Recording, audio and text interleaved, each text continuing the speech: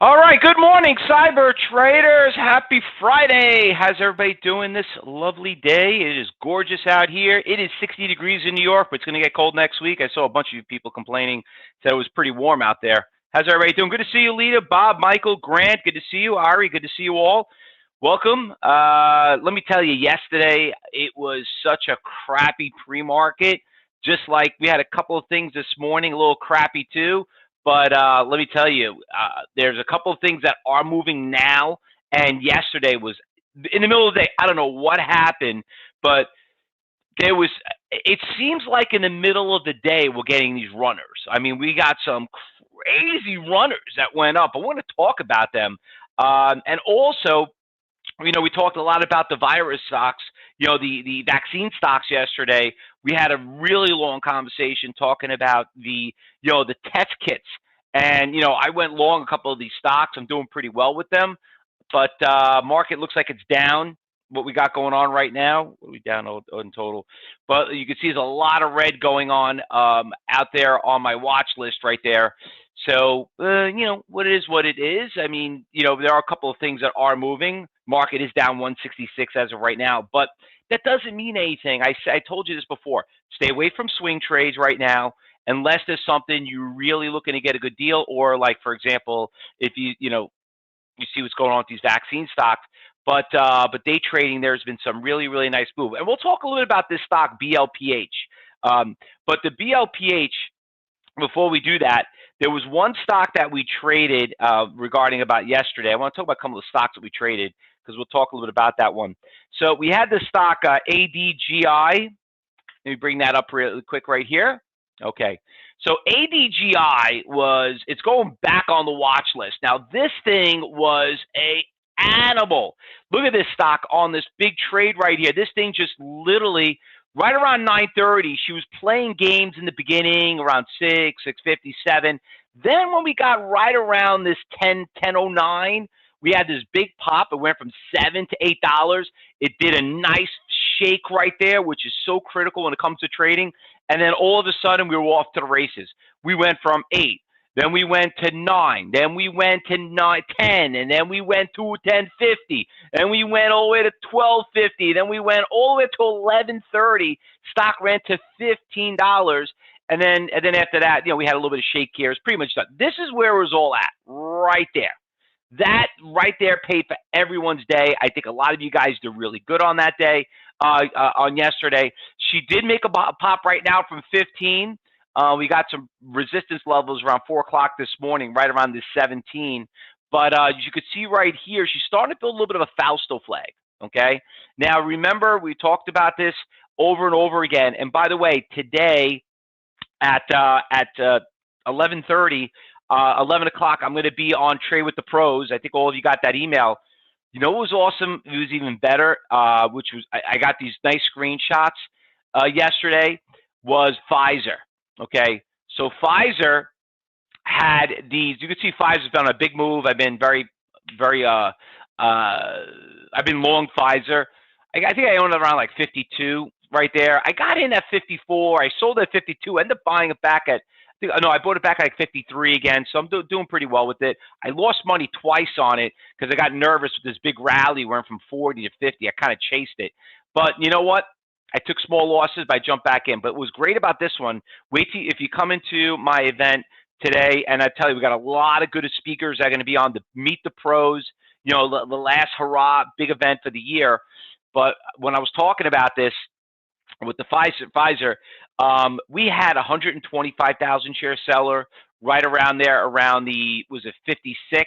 Then we had another 125,000, quarter million share seller at like 58. I mean, this thing just kept breaking iceberg orders after iceberg orders and iceberg orders. So if you're watching YouTube or you're watching it, or you're a student, you can't make it today, whatever it is, definitely make sure you register for that event today. There's going to be 9 speakers. I'm one of the feature speakers because, more people are starting to realize it's not just about indicators and options and futures. It's all about, what's going on over the course of the day. And when you learn about the iceberg orders, it really blows your head off. And you're like, oh my God, this is amazing. But because it makes sense. That's the whole idea. It just makes common sense. Stop, I always tell everyone, stop pretending to be an analyst, okay? You didn't go to school to be an analyst. So that's what people like about it. But this had unbelievable iceberg orders. So anyway, that stock moved pretty nicely, that Pfizer. And then we had that other stock. What else we had that moved pretty good? We had the APTO. That one also, not a really expensive stock. This was pretty cool because it was a gap fill, okay? And you could see how it went right to the resistance levels, close to $2 yesterday. The only thing I didn't like about it, it was so damn slow. It was like watching, grass grow. You had to trade a lot of shares of it to make it worth your while. All right. So anyway, that really what does it for this morning, did it for yesterday. And it was Thursday. But listen, that ADGI off the charts, really good. And I know we spoke a lot about the ABBV. It's a little expensive. I did buy this stock too, but you could see the stock been having a really big run. This is a company that makes the test kits. Listen, you heard President Biden talking yesterday about, it's like every day, it's all they talk about. The virus. You got to get the vaccine. You got to get, now we got the testing kits and got everything, right? Listen, the more they keep talking about it, you got to remember, the President of the United States is the most powerful man in the world, right? And everyone's getting infected around the world, just not here in the United States. If everybody's talking about it, right, and he's pushing that narrative, as in you got to do this, you got to do that, what do you think's going to happen? These companies that have these vaccines and these test kits are going to take off, and that's what's happening, okay? And once again, don't get caught up with the BS and the conspiracy theory or whatever. Listen, you're a trader. You know what? I always tell everybody this. One of the biggest ones was back in the financial industry when we had the big financial crisis. I don't know if any of you guys remember trading back then, but I think everybody remembers that. And it felt like yesterday to me, being over, 13, 14 years ago? Was that 2007, 2008? Let me tell you, everyone thought it was the end of the world. I mean, the banks did not have the money in the bank. You got to remember, for every dollar you put in the bank, they lend out $10. If everybody takes all their cash out, let me tell you, it's a catastrophe. Think about it. Citibank was at $1. $1. I mean, one of the top 5 biggest banks in the world. So what did we do? We bailed them out, and everyone out there is like, why are you taking taxpayers' money and bailing out these people? They screw us, this and that. Let me tell you, I got a great story about that too, and tell you how not only, how they hear the phrase they double down? They double screwed the government when they lent out the money, and that's another story in itself. But at the end of the day, my point is, you could have made money, because what are those stocks are doing? Where did they run to? They basically went up 5 times at the end of the year. No different than some of the vaccine stocks that happened. So anyway, I don't want to go spend over that too much, but let's go. Let's talk about that. Neil says ABBV has a market cap about $231 billion. Really, that sounds like a lot.